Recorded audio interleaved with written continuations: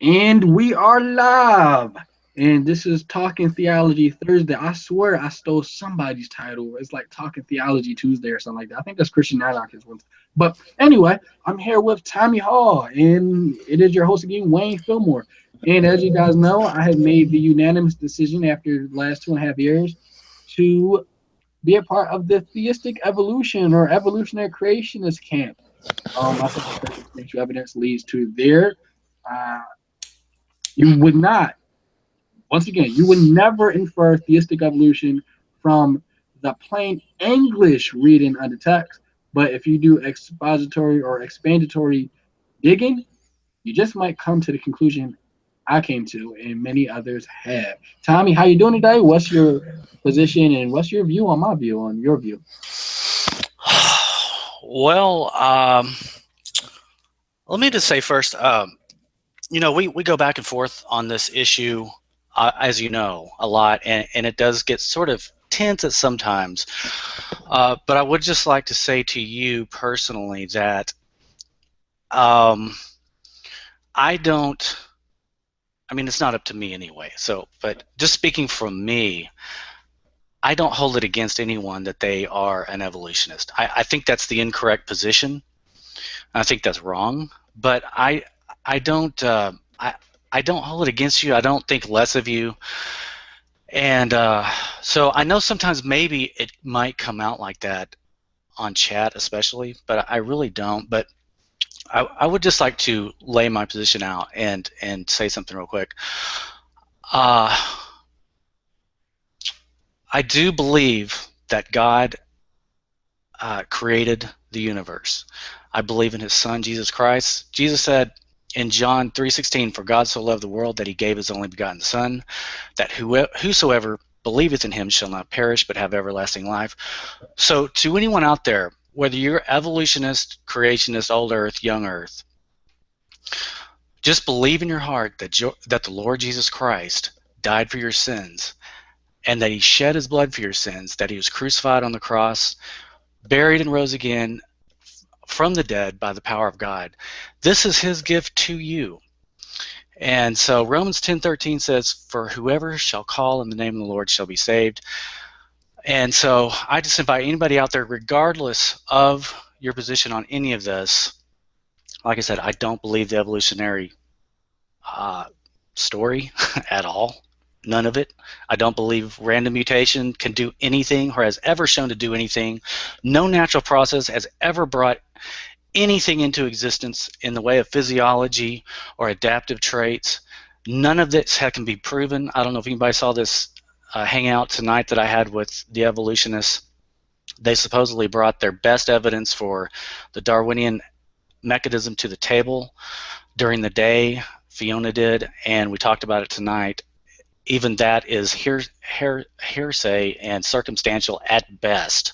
I think I have a better case for an alternative explanation for the example she brought up. But anyway, having said that, I think it's all false. I think it's a false religion, but I don't hold it against anybody. I think I look at Fiona the same way that I look at others. Christian anarchists, I can't think of any other off the top of my head, but anyway, evolutionist Christians, I don't think it's a salvation issue, but I really do think you should reconsider, because this is a flawed and bankrupt theory that has no evidence. And sure enough, there's a lot of people in here who will talk it up and sound good and sound like salesmen and are good salesmen, but I don't think they, when they get right down to it, actually present hard evidence. And I was going to ask you, Wayne, what is the evidence that convinced you or persuaded you?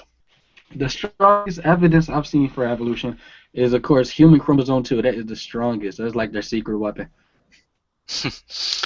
Okay, so what is the why would that be the litmus test? Because like I was telling you in chat, if chromosome count was the litmus test for common descent or relation, there's different varieties of butterflies who have different chromosome numbers, and they range from, I think, 12 to 88 or 96 or something.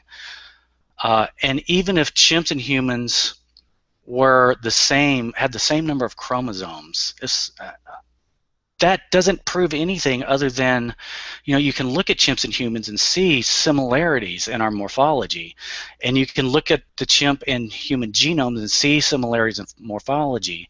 But just because there's similarities in morphology doesn't mean that there's a pathway to go from one to the other, or from humans to some sort of chimp-like creature that we shared a common ancestor with. So similarity doesn't necessarily prove common descent, whether it be on the genetic level or the morphological level.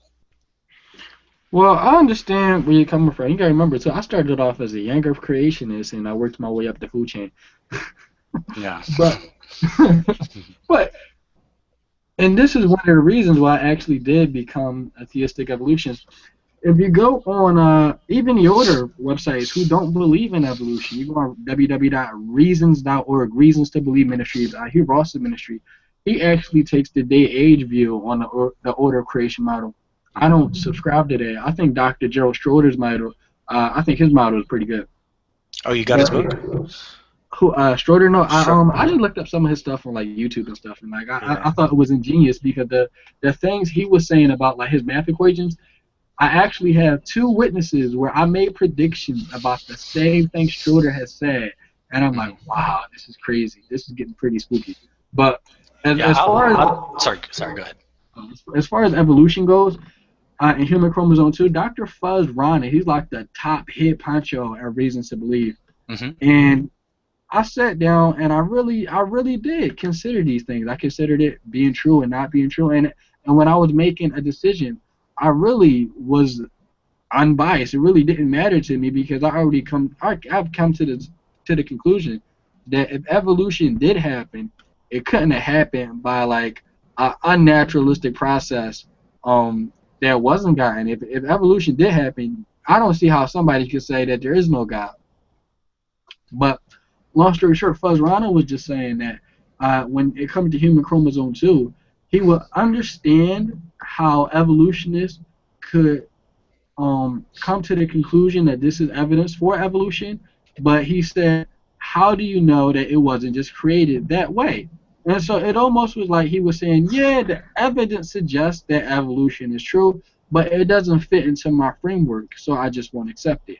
And when it comes to the order model and the younger creationists say the same thing about starlight. They say, well, yeah, the evidence is saying the star is billions of years, but one of their arguments they use for that is it only appears that way. It only appears that starlight is billions of years away, but it's really only 6,000. We're not really looking at and they're going through these long mental gymnastics to try and explain away the evidence that we're seeing.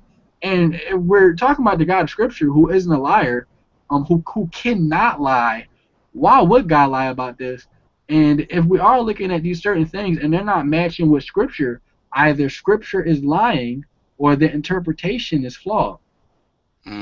Or the look, there's lots of stuff about nature that I don't understand, and a lot of it's exposed on Hangouts, quite honestly, especially when we get out of biology and evolutionary stuff. Because I've never studied astronomy or physics, so that's not my area. But there are things out there, especially about astronomy and light, that the universe, for one thing, has a constant temperature throughout, and for that to happen, you would have to have light and heat transverse the universe multiple times to have a constant or almost nearly constant temperature. And so they call this the horizon effect. And, well, yeah. So the point is, even 16 billion years, or however long they say it is not near long enough to account for this for this for this constant temperature that would have required a transverse of heat. So they've ultimately got the same problem. Their problem is the universe isn't actually old enough. So the whole light thing is kind of a two-edged sword, and they've tried to come up with inflationary theories to explain it, but their inflationary theories contradict each other and don't pan out mathematically. They're certain that the universe is billions of years old, just as they're certain that evolution happened. But when you actually dig into it, evidently there's some pretty substantial arguments and problems with the model. So again, I see someone like you, and don't take this bad, but you seem to be very free to put your faith into what science thinks or says, uh, as opposed to what the Bible actually says, and put your faith totally, completely, and lovingly into the one who created you and the one who wrote the Bible. Um, and so, no, I don't know all the answers about the universe, and I acknowledge there is some evidence for an old Earth or old universe. I mean, I wouldn't deny that, but there's also evidence for a young Earth and a young universe. And so even one good solid piece of evidence for a young Earth, if it's rock solid and I don't know what the word is, but if it's a slam dunk, then it annihilates the whole other side. And I think there's Tommy, lots of those. Yeah, go ahead. can I just want to ask you a question about that. Mm-hmm. Coming from a situation where I'm a science student, okay, specifically in zoology, so I deal with evolution all the time. I think what I would want from, I constantly ask myself this question. If there was I live in Australia, by the way, so we don't have a lot of creationists here. Mm-hmm. But if I did have a creationist, let's say I was partnered with them at a lab bench, okay, that honestly would never cause a problem. Because the proviso of the class is to do whatever particular type of experiment or analysis or dissection, or whatever the case may be, okay, that we're given to do at the time. The theorizing is all done on models, right? So when we discuss the science of it, it's never done in these with the veneer of it being certain. Matter of fact, I think we're so cautioned in the science industry when we write our reports to not be certain, okay, Mm-hmm. that in the internal dialogues, in the science, when you're doing science, that never occurs. I wonder, and here's the question. So thank you for putting up with that long-winded reply. But the question that I have to creationists, I guess, is what that evidence that you have. Okay, I'm not going to be dismissive and say think you have, but the evidence that you have, how do you think it can be communicated to the larger paradigm of science that exists, such that we can incorporate it within science to do something like testing? Because I don't see a lot of creationists offering us methods on how we would test these things.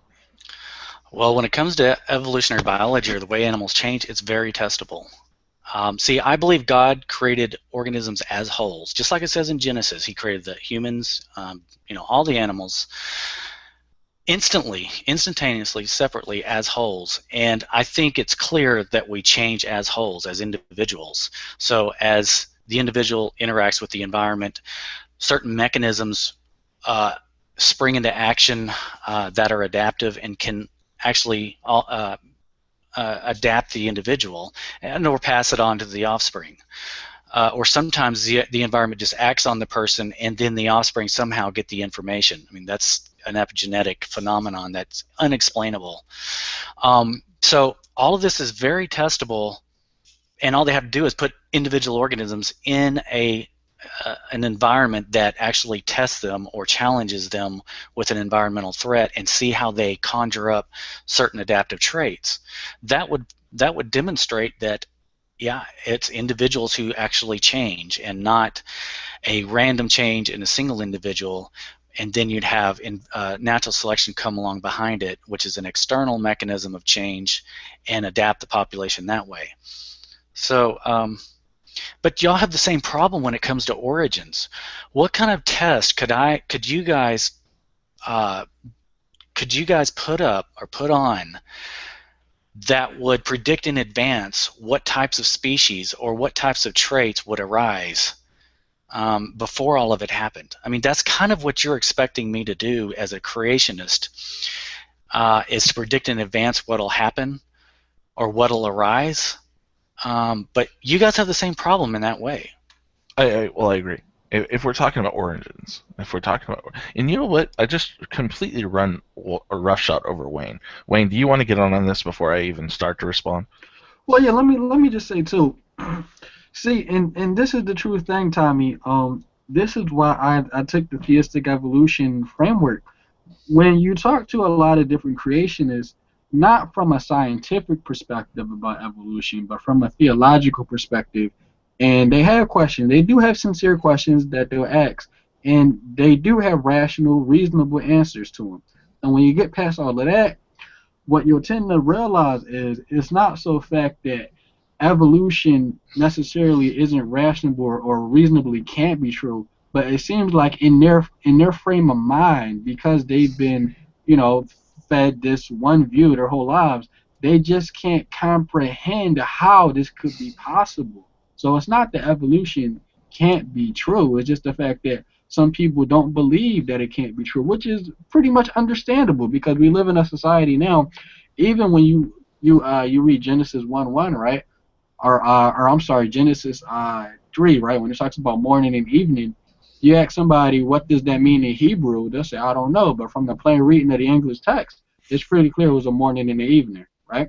So that's how people read the Bible in 21st century America. They look at the plain reading of the text and they say, well, the Bible says this. I don't have to look into the culture. I don't have to look into the original language. I don't have to look into anything else. I just take it for as is written today in English, and that's not how you look at the Bible. No.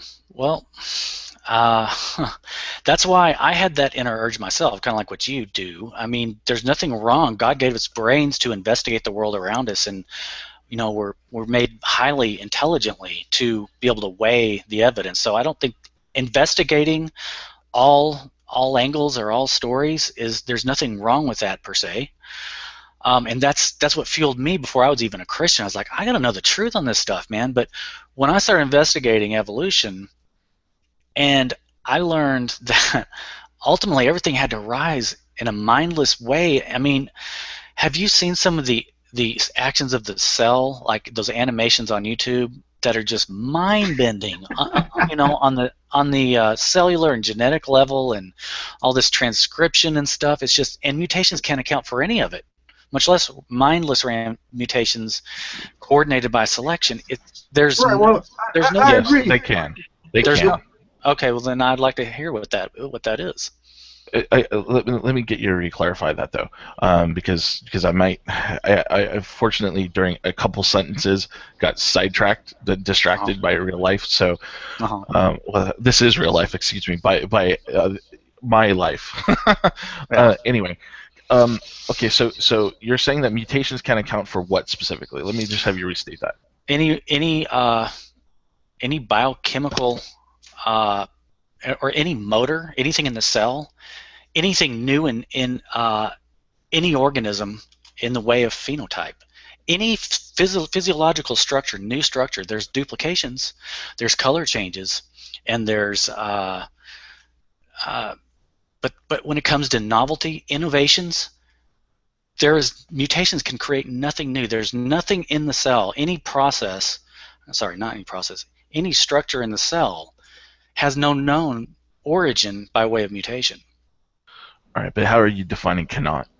And I'm not trying to be trite, but when you say cannot, do you mean absolutely not at all, like metaphysically so, or do you say that we just haven't seen evidence that's compelling enough to you? Well, just like the flagellum that is often the subject of debates.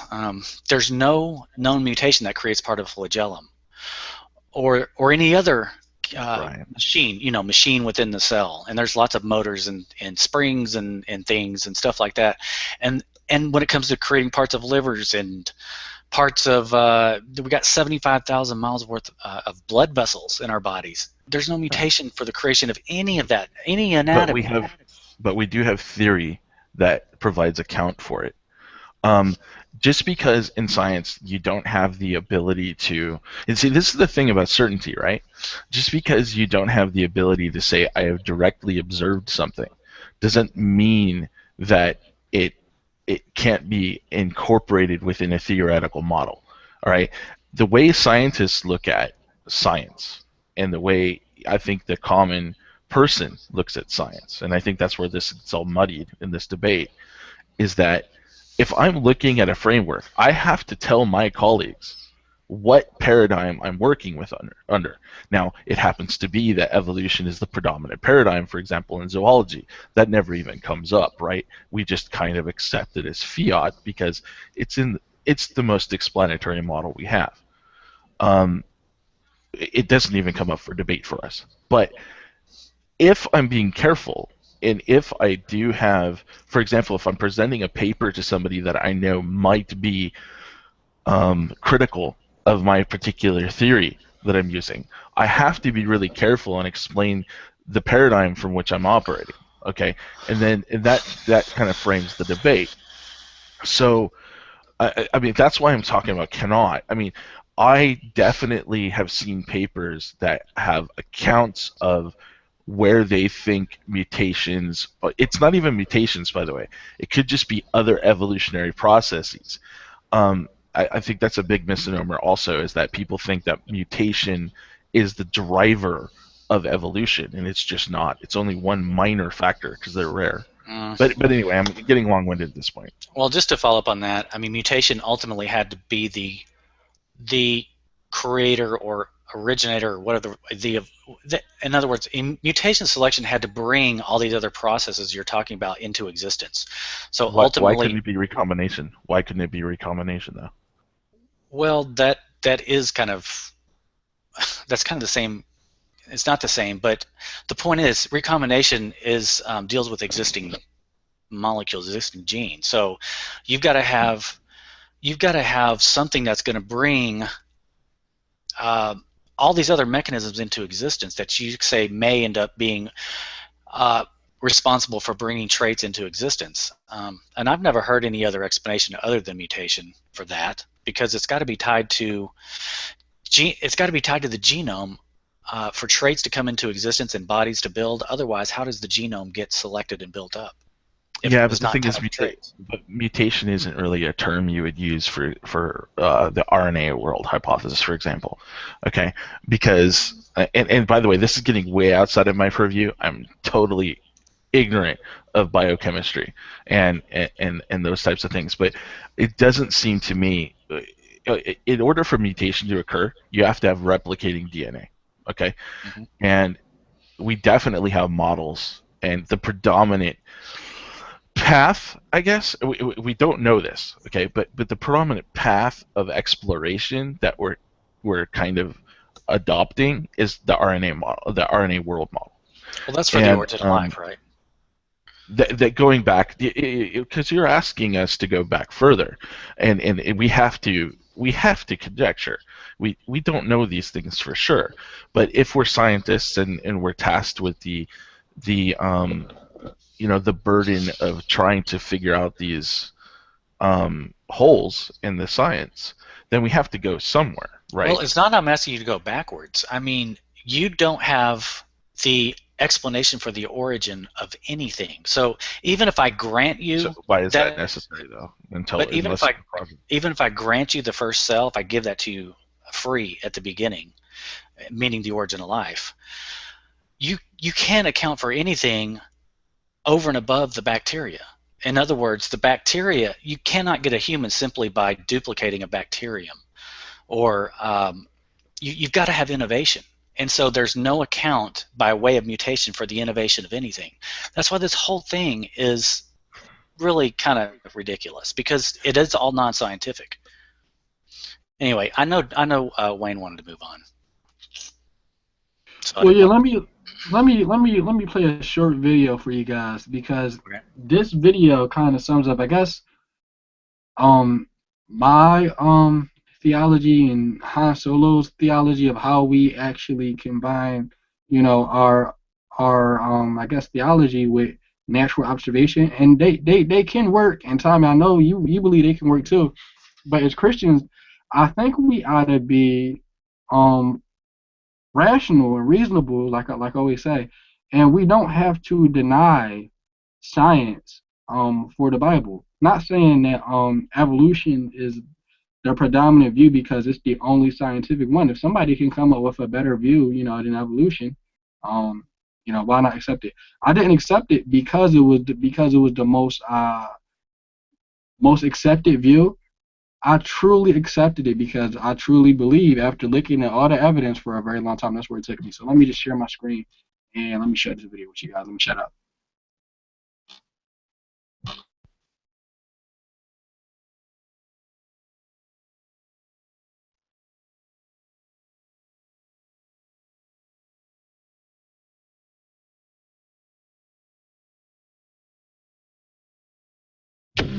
Welcome to the 1 Minute Apologist. We interview the world's leading apologists to provide credible answers to curious questions. Jim, why does every Christian need to understand circumstantial evidence? I think that circumstantial evidence has got a bad name in our culture. People will say, oh, that's just a circumstantial case. You can tell there's a certain disdain for circumstantial evidence. Now, I can tell you that I've done a number of cold cases, all cases from the distant past, where we've made a case and successfully prosecuted somebody with nothing more than circumstantial evidence. I've never had a case I made with direct evidence. There's two kinds of evidence: direct evidence, indirect evidence. It's sometimes called circumstantial evidence. I'll give you a quick illustration we use in court. Judges will use this as an illustration in California. If somebody came inside from outside and told you it was raining outside, that would be a piece of direct evidence, eyewitness testimony. You can conclude, if you find the witness to be reliable, that it's raining outside. On the other hand, if someone comes in and they're drenched with water and take off their raincoat, and they take off their umbrella, and they take the water off and put it against the wall, you might conclude from that indirect evidence that it's raining outside. Now you might say to yourself, well, maybe he walked through a sprinkler. Really, he knew in advance he was going to encounter a sprinkler, so he wore a raincoat and an umbrella. The most reasonable inference from the indirect evidence is that it's raining outside. That's how we come to the same conclusion about the truth, two different ways. And in California, we're told not to denigrate circumstantial evidence. There's jury instruction that tells jurors that it has the exact same value in their deliberation as direct evidence. No difference.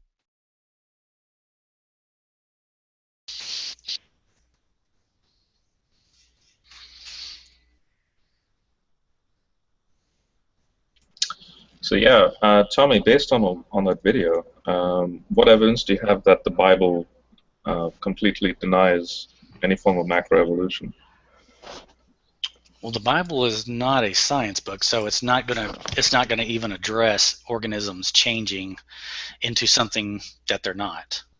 So you would have to, It's the Bible is not really an attempt to educate you on nature, but more to educate you on the nature of God, so that we would choose to follow Him as opposed to following ourselves or following the world. So. Okay, I agree with it. The Bible isn't a science book, right? We can all agree with that. But it seems like, right, when you're making these scientific claims, you're starting from the Bible and you're saying, well, the Bible says, et cetera, et cetera, et cetera. And then we're looking at nature and you're saying, well, just because nature says that, it doesn't line up with the Bible. Well, Tommy, you made the claim that the Bible teaches an instantaneous creation for everything. So where is that? I mean, if you're saying the Bible doesn't at all give us a scientific outlook, and in one breath, and then another breath you say, but this is how creation was, in a very you have no doubts that that's the way it happened. Mm-hmm. So yeah, explain that position. You're asking how I prove instantaneous creation of a whole individual? Yes, and also the fact that apparently the scripture says this. Well, again, no matter which side you're on, origins, whether it be as a whole individual or individual body parts or atoms even, or electrons or genes or any of that stuff, is all shrouded in mystery. So that's why I was asking you guys before if you could think of a mutation that created anything. Naturalism does not have a legitimate mechanism for origins, just like I don't have a provable scientific mechanism. That's based on faith. But origins is not to do with the how fast it was created. No, I mean, I can't prove how fast it was created. I mean, it tells us in the Bible that God created everything within 6 days, And so Yeah, again, so that implies is it says, pretty darn quickly yeah. if we were created in one day.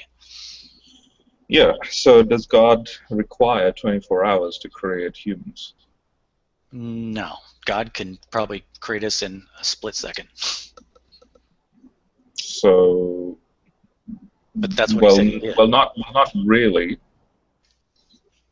You see, it depends on his initial conditions. So he says that he's made a covenant with the laws of nature because this particular laws are going to bring about ultimate Right. evil.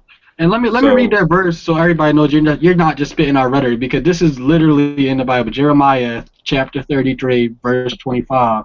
It says this. It says, and let me get I want to get the ISB version. It says, "This is what the Lord says: If I had not established my covenant for day and night, and the laws that govern the earth, and the fixed patterns of heaven and earth I have not established," etc., etc. God is saying there is a fixed pattern or fixed law within nature, and those laws won't change. And go to Jeremiah 31 and read from verse 35 and 36. Well, going back to what Wayne said, what is the what was the point of that? I didn't understand what you were getting to by reading that, and what does it mean? Well, according to God, the laws of nature are consistent with his nature. Okay. Because he's made a covenant with it. He's not an arbitrary. In fact, Wayne, read. But what does it have to do with evolution? That's what I'm not understanding. Well, it's to do with the instantaneous creation claim. So if you believe that Adam and Eve were created in 24 hours, or if you believe that the vegetation of the earth was created in 24 hours, that does not comport with the thermodynamics of this universe. That's a ridiculous time frame for creation to take place. Well, you're just discounting the miraculous nature of existence. I believe the whole thing is we're living a giant miracle of love. God thought of you before you were born. God's covenant keeping with the laws of nature. I think I think this whole thing is a giant miracle. And so you're dismissing miracles. So you say it can't happen in 24 hours because it's impossible due to the I'm not physics and chemistry. I'm saying God has decided to go, this is the way the universe is going to function before he even creates. And therefore that he's going to be consistent with the way the universe functions. So if it takes 2-3 billion years of, say, geologic of the Earth's formation for finally the Cambrian to then take place, then it takes that long. To God, that's nothing. No, I don't know. I mean, I'm not really understand. We're not really following you.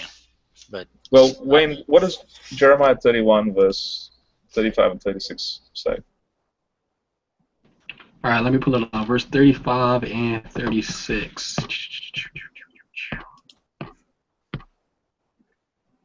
So it's, hold on, let me type it in on Google, because you said Jeremiah 31, 35? Yep.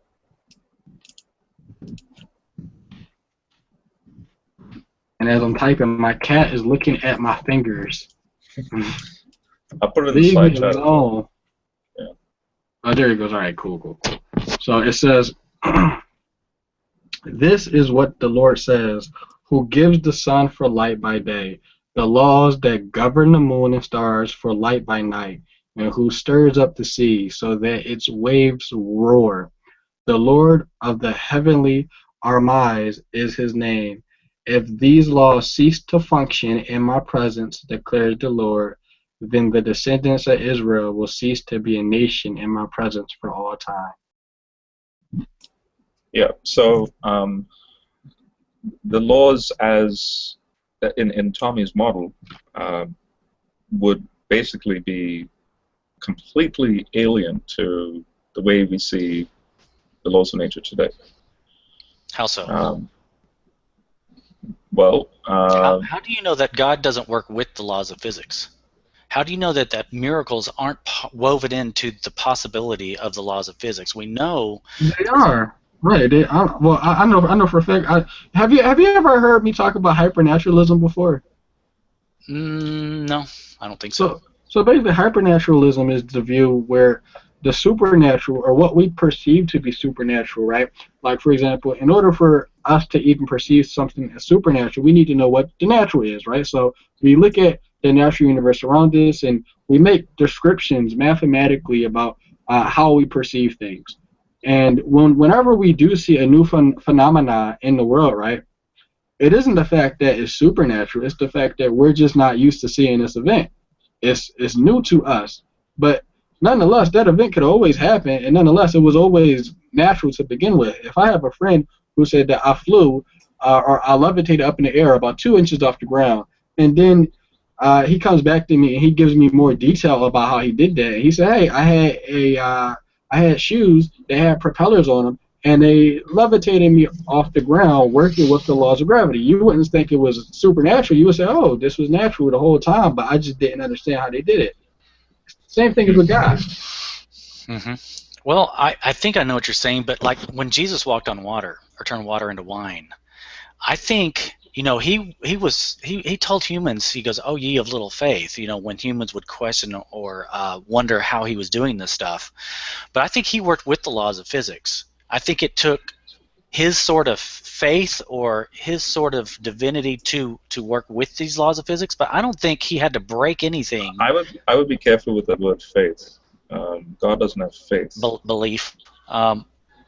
Just No, like when that it's, man brought his son to Jesus and asked him asked Jesus to heal his son. The man asked Jesus for faith. Well, Jesus asked the man if he believed, and the man said, "Yes, I believe. Will you help me believe?"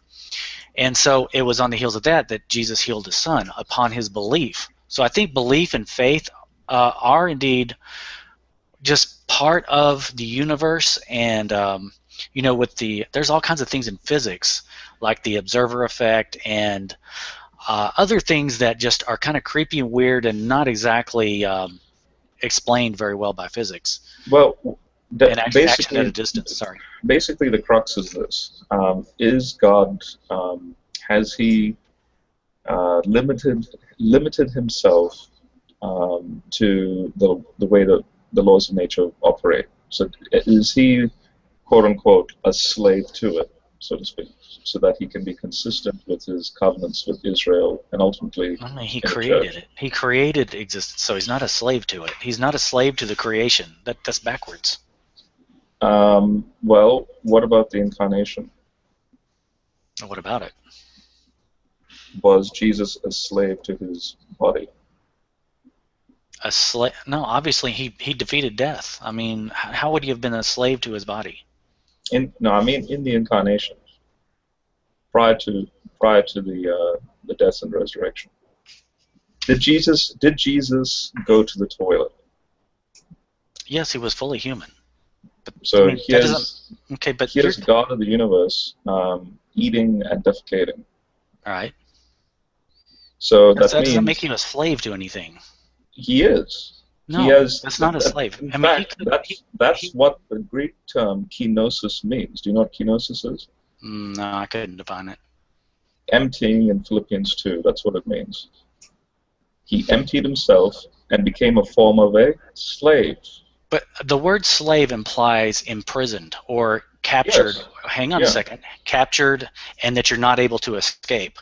Jesus put himself here voluntarily. God put himself on the cross voluntarily. He was not a slave. He did that on his own. I'm not saying God was always a slave. You basically chosen the correct word that I'm applying, and that is a voluntary action because of his love for us. Mm-hmm. That he's going to be consistent. Otherwise, there's no point in even operating with this creation. I'm not following any of this. But well, I just read two passages, Jeremiah 33 well, and Jeremiah 31. I'm not following your reasoning. Maybe it's just me. Maybe it's late. I don't know.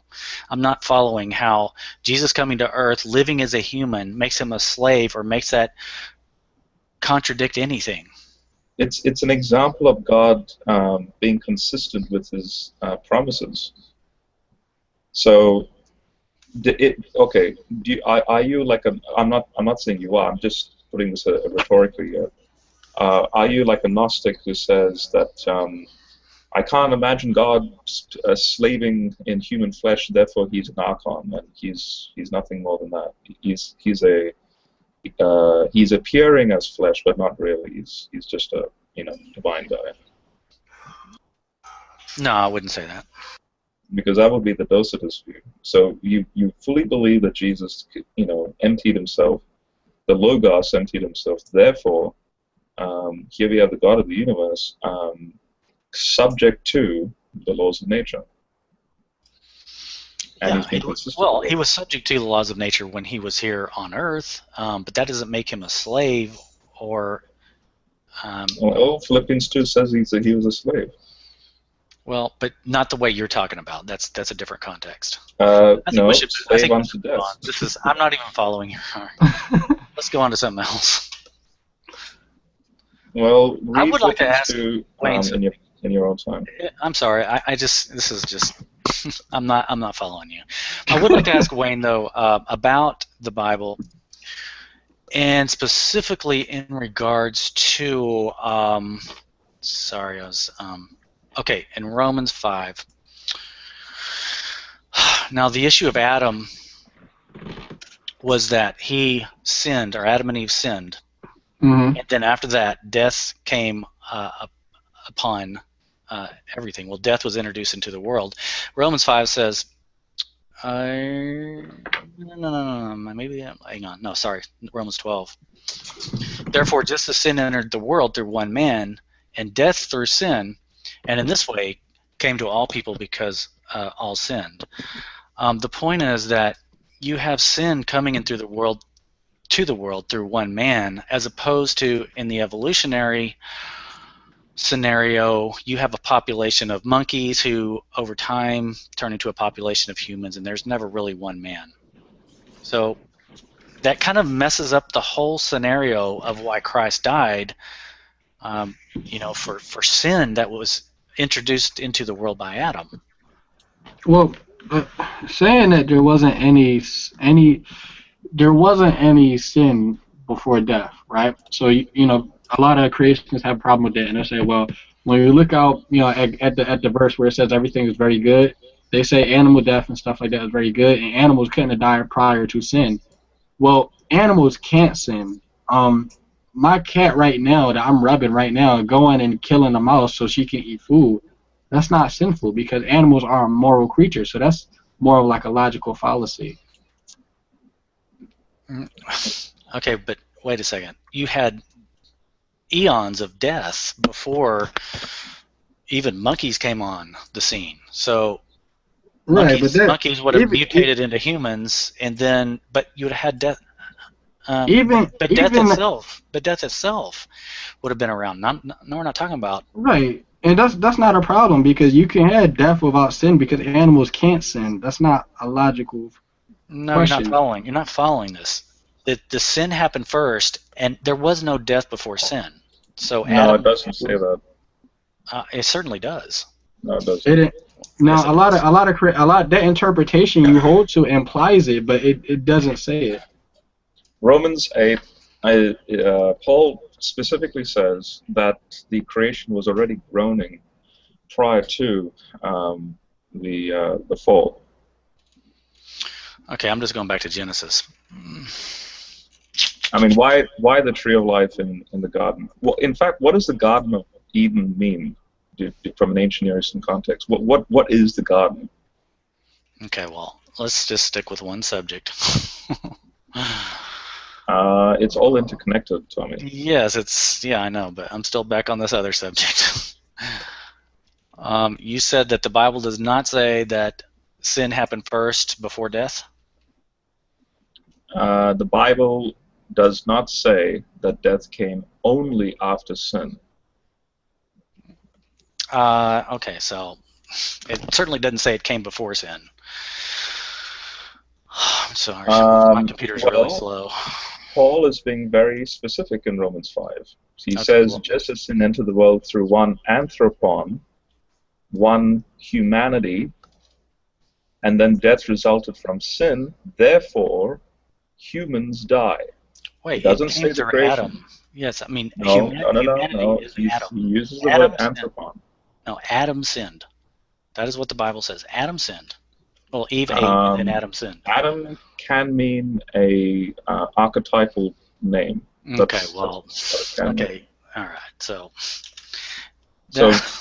your use of Romans 5:12 is actually sloppy, because when he says one anthropon, he's speaking of this species group that now experiences the dismemberment of a relationship with Yahweh in his cosmic temple, and that's the Garden of Eden.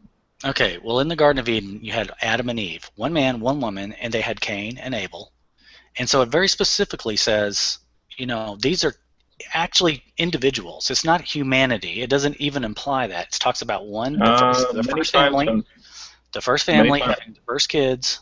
So, yeah, it's ridiculous. Well, Genesis 1 is basically, here's humans procreating.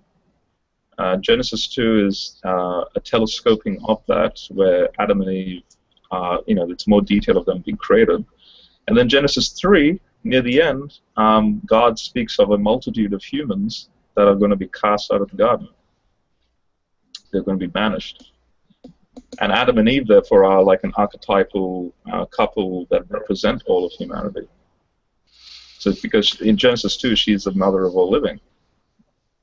And then Genesis 4 is highlighting a specific sin from their family offspring between Cain and Abel. It doesn't say that Cain was their first son. That's important. Why is that important? Because if the text specifically says that Cain was their first son, then yeah, you would have a point, that they didn't procreate prior to the fall. What does it matter what the first son's name was? I mean, it doesn't say. No. He doesn't the first specify. Son, it doesn't matter about the name. If Genesis 4 was to say, Adam knew Eve and they produced their first son, Cain, then you would have a point. But since Genesis 4 is highlighting a huge problem of killing an imager of God, and that is human beings have a special status symbol, therefore the passage is only highlighting the fact that Cain, what he did was wrong, and he's going to be sent to the land of the wandering, which are full, again, of humans. Because there's a dialogue between Cain and God, and Cain's like, well, if someone finds me, they'll do something to me. And God's like, all right, I'm going to put a mark on you so that no one will do that.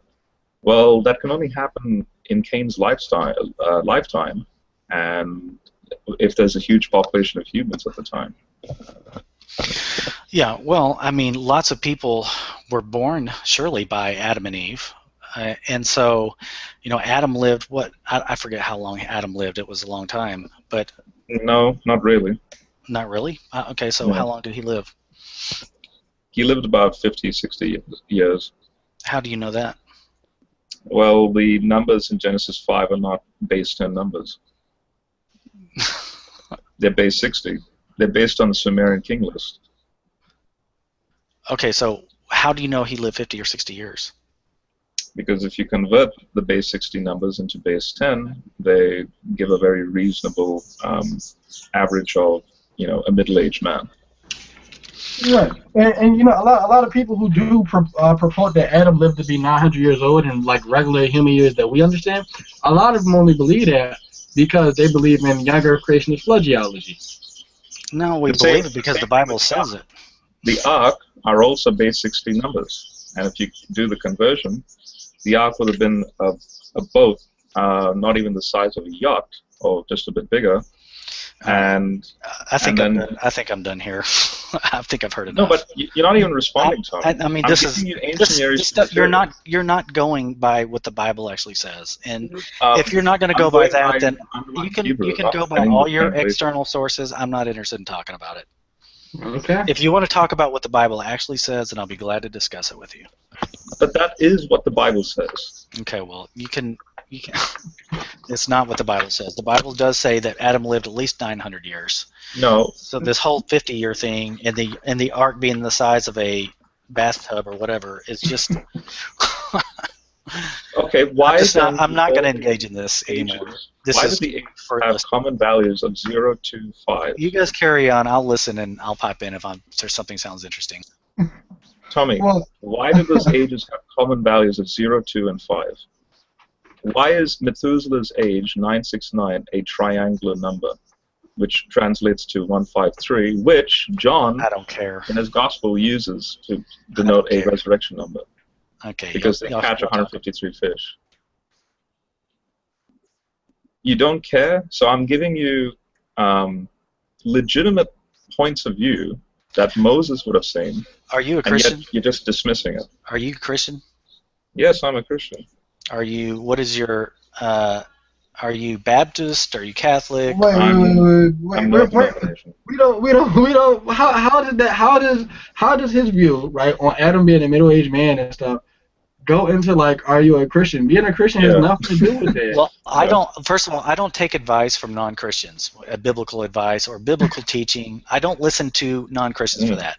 I don't listen to atheists for that.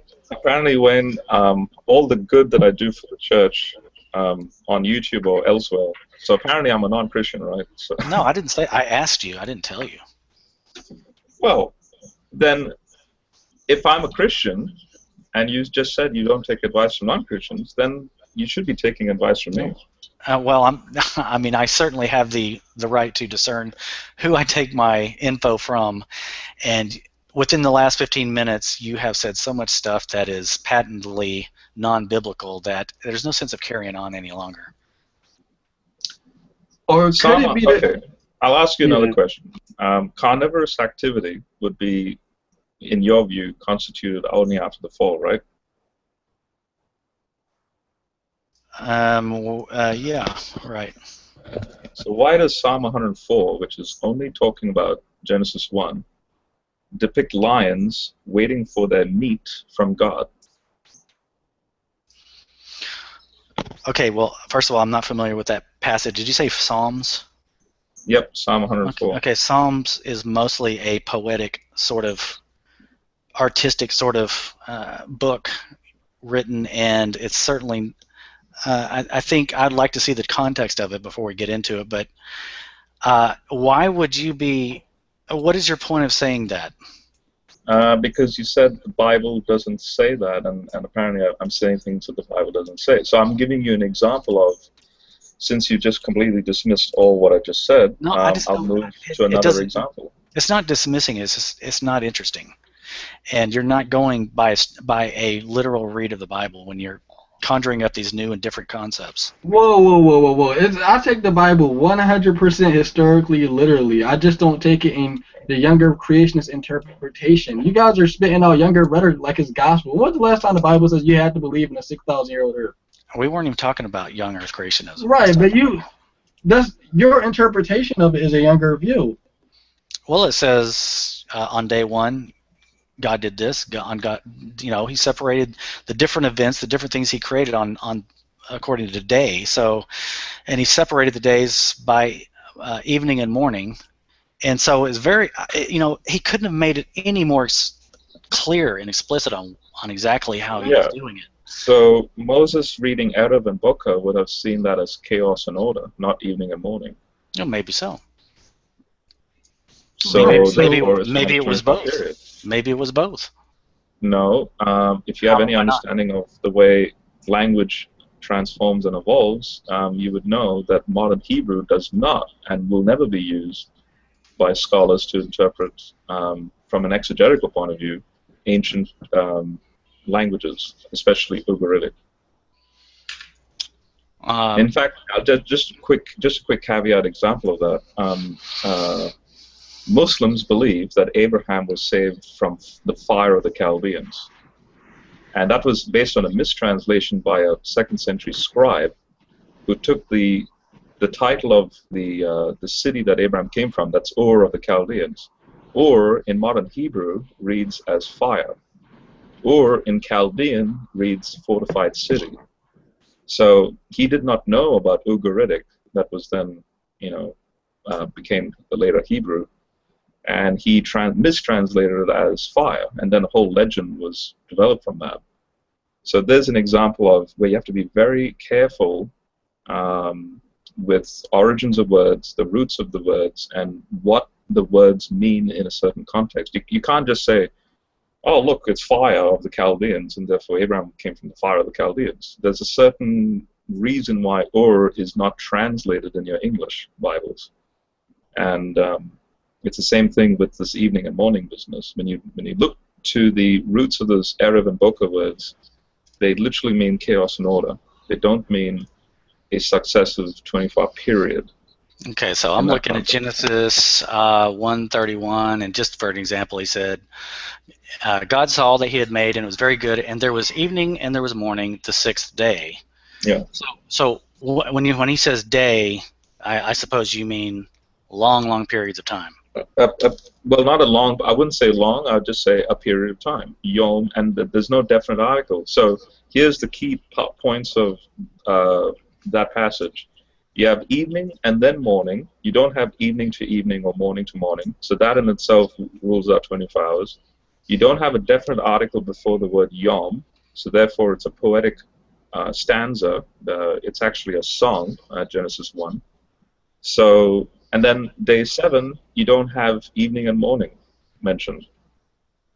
If it was a 24-hour week, then it would be consistent in saying evening to evening, the first day, so the definite article has to be there, and then closing in on the 7th day, evening to evening, the 7th day. But you don't see that.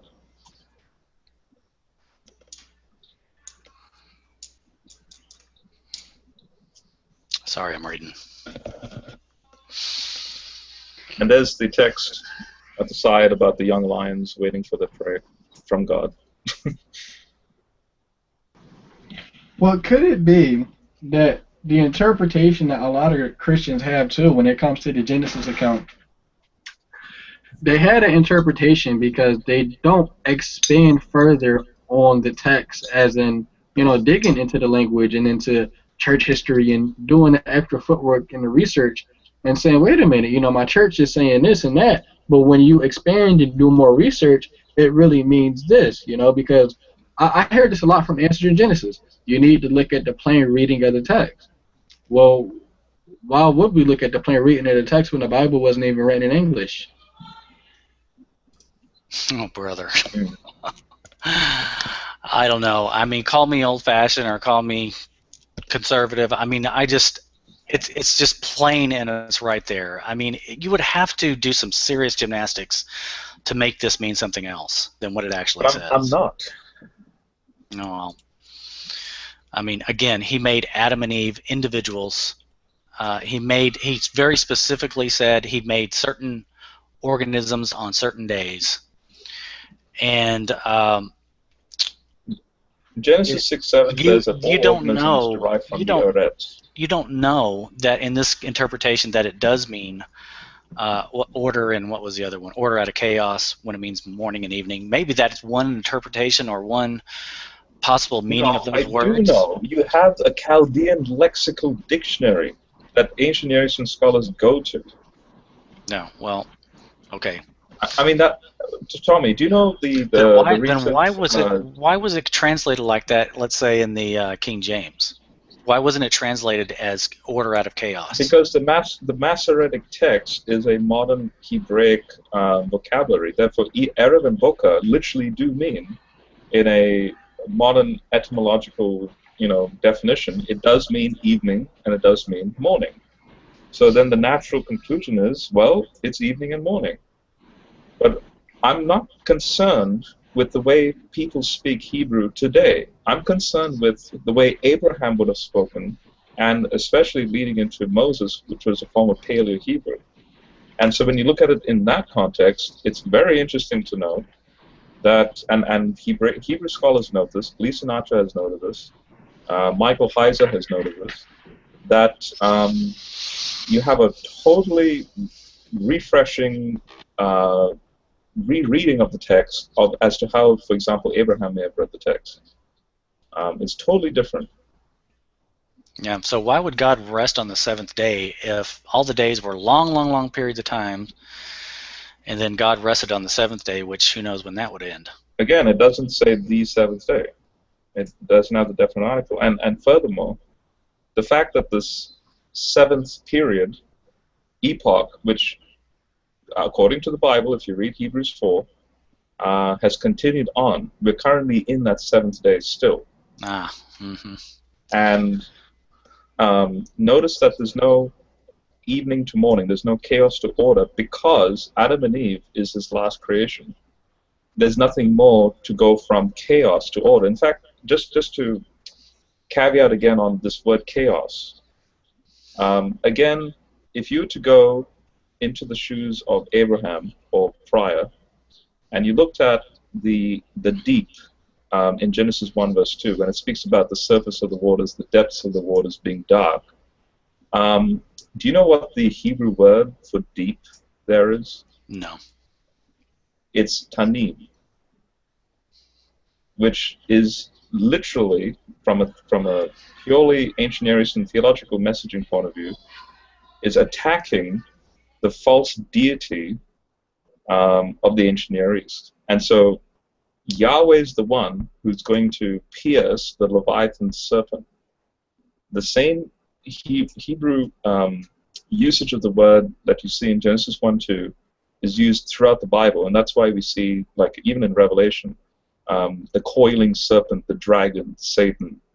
That same phrase is used in Genesis 1:2 as being the dark depths that the Spirit hovers. Notice now that you don't get that from a plain English reading of the text. I'm actually going to the original Hebrew and applying the ancient Near Eastern context, which is what we should be doing, to fully understand why verse 2 is written the way it's written.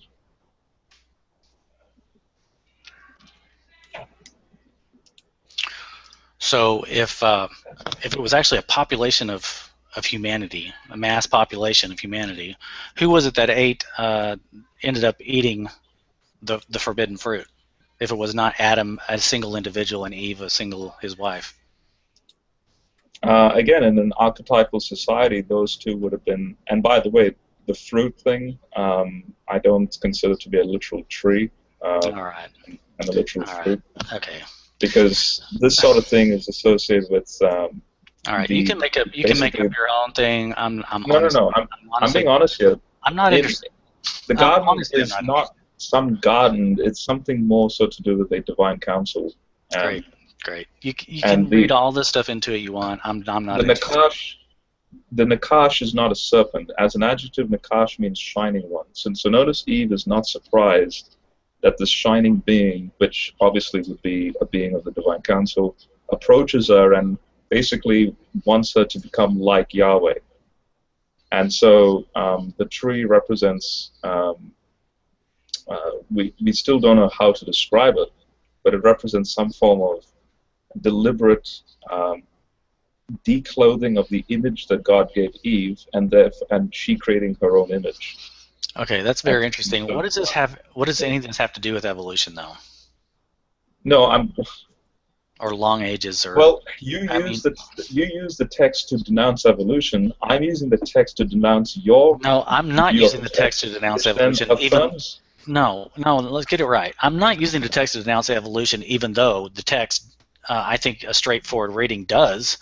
As I explained earlier, I wasn't a Christian until I started investigating this, and it was only after a long time, probably a year, of putting my nose into books and honestly looking into it, because honestly there was a roadblock between me and God, unfortunately, that I had put there, that I had to know the truth about the creation or the evolution, or if there was a God, no God. I needed to know. So none of this came because, looking back, probably unfortunately, I wish I would have just got on my knees and asked for forgiveness, and I probably would have been a lot better off. But it took me longer, and it took me investigating this in the real world, looking at real science, comparing it with reality. And so, yes, I do believe in that a straightforward reading of Genesis confirms what we see in nature, but that's not how I came to my beliefs in young Earth creationism. And it has nothing to do with Ellen White either, Jade. I mean, I've never heard of her. Well, let me just say this, Tommy. The same thing you just said, I said the same thing this morning. I literally did pray to God last night, and I said, God, you need to show me if you used evolution or if you didn't use evolution. And I've been studying this thing out for the last, like, what, 2.5 years, year and a half, something like that, General. And after Yeah. I looked at the evidence, right, I came to a complete opposite position that you came to. How is that even possible? Okay, so you mentioned the fusion too, which, you know, you're not a geneticist, so you can't know. I mean, I don't know that much about it, and a lot of the people on here don't really know much about it. So the point is that is not great. That's certainly not slam dunk evidence for you. There's lots of problems with it. But besides that, what else convinced you? What would you say is the next thing in line that convinced you of evolution? The next thing that convinced me of evolution, well, once you get flood geology out of the way with younger creationism, then the sky is the limit. And that's when you can really start doing real science. Yeah. Wait a second. What? How did you get flood geology out of the way, per se?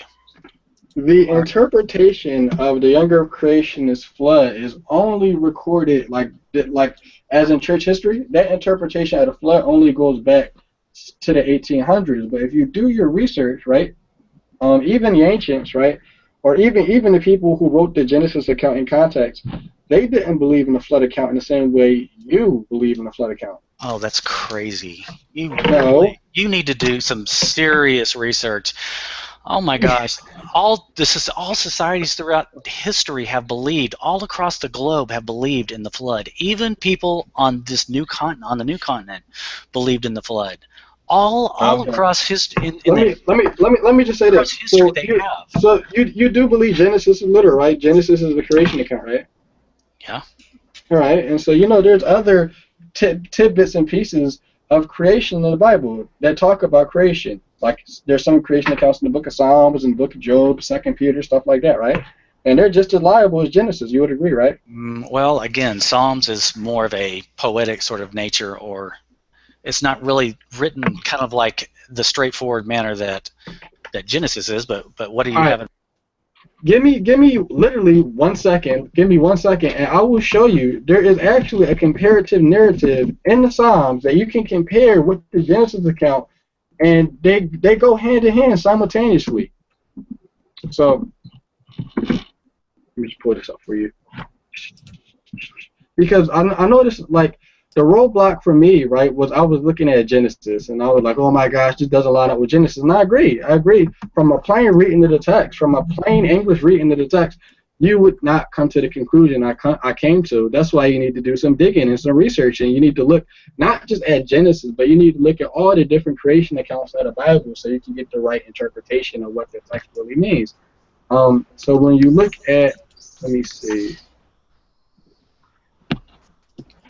I had it last night. Give me a minute. But even, all right, so Psalms 104, right? Psalms 104, verse 7 to chapter 9. Let me pull up this verse. Generally, you can probably pull it up faster than me. I don't know if you enter as fast in Australia or what. I'll do that, yeah. So you're still in, again, we're back in Psalm 104 again, which is interesting. But I'll quote from verse 6 onward. Yeah, General, do you know where I'm going with this, right? Yeah. All right, yeah. So when you look at Psalm 104, oh, there you go. There you go. All right. When you look at Psalm 104, verse 7, it says, "You covered the primeval ocean like a garment. The waters stood above the mountains. They flee at your rebuke. They rush away at the sound of your thunders. Mountains rise up and valleys sink to the place you have ordained for them. You have set a boundary they cannot cross." What's they? He's talking about the waters. You set a boundary that the waters cannot cross. They will never again cover the earth. And so, even in this context, the word primordial, even in the English, that means first. So it says, "You first covered the ocean like a garment, and the waters stood above the mountains. They flee at your rebuke, and never again shall all the waters cover the earth." In Psalm 104, this is talking about the creation account back in Genesis. And so, even when you look at Psalms, it's not talking about the flood. No, it's not talking about the flood. It's not talking about the flood. Yeah. Okay. No, and it's talking about the continents. They shall never again be moved. Now, in fact, it's highlighting Genesis 1:2. You know, right. The surface of the waters covered in darkness. It's speaking of just after the Hadean period. planet Earth was pretty much a water world, and then you have the carbonate silicate cycle brings about the landmass, and not just that, but tectonic activity. What was that? Psalms? What was that again? Psalm 104, verse 6 and 9. 6 and 9, yeah. Okay, I'll look at that. Let me just give you some advice, Wayne. This is very friendly advice. To be fair with yourself, you really do need to investigate other sources that are not evolutionist or mainstream or people who have an agenda, because there is a whole world of people out there, investigators, private investigators, people who are archaeologists that do this kind of things on their own. They write books. They they have their own blogs. There's old books. People who actually look into the history of humanity, the history of artifacts, the history of all kinds of stuff dealing with human history and the history of mankind. And there's a world of stuff out there that is not in peer-reviewed papers that doesn't jive at all with the normal account of what you're going to hear. I want to read something from Donnelly. He wrote a book called Atlantis, the Antediluvian World. And he's talking about the flood accounts from all across the world. Different civilizations had ceremonies, regular yearly ceremonies. He accounts for all these. He goes into a whole discussion about many different types of civilizations that recognized the flood long after it happened. I was just going to read a little part here. It kind of sums it up. He says, "No one can read these legends and doubt that the flood was an historical reality. It is impossible that in two different places in the world, remote from each other, religious ceremonies should have established and perpetuated from age to age in a memory of an event that never occurred. It is too much to ask us to believe that biblical history, Chaldean, Iranian, Greek legends, and others signify nothing, and that even religious pilgrimages and national festivities were based on a myth." This is after an exhaustive talk and comparison of flood myths and legends and stuff that people had, and that civilizations actually celebrated for generations after it actually happened, even on the new continent, the new world. So this is just one book, but there's tons of them out here. I've got books lined on my bookshelf about all this kind of cool stuff that you get from people who are not they're not muzzled by the scientific community, and they can actually say what they find without worrying about losing their jobs, getting smacked upside the head. Wait. So, Tommy, fantastic claim. Now, have you actually read those flood myths? Well, I mean, certainly they don't all match up exactly, but there are tons of them, lots of them. Have you actually read them? There is in this book I just mentioned a comparison and contrast between them. So it's been a while. Have you gone to the original text? Like, no, for example, I haven't gone to the original text. I'm going to share my screen. Here's from the Enuma Elish and the Gilgamesh epic. I can actually read how it speaks of the flood only happening for 6 days and 6 nights. There are, in fact, let me zoom in for you. There. I can actually go to the text. Have you done that? No, I don't go researching those types of ancient. Well, I don't have those kind of books that do that. Then why don't you get the books? I mean, if you're going to legitimately well, I only have time for a certain amount of stuff. I do have a life. If you're going to, then there's no point in you're now double speaking, because it's like, oh, Wayne, you have to look at all these sources. All right. I'm actually but I'm going on the summation and the culmination of knowledge of others who have looked at it.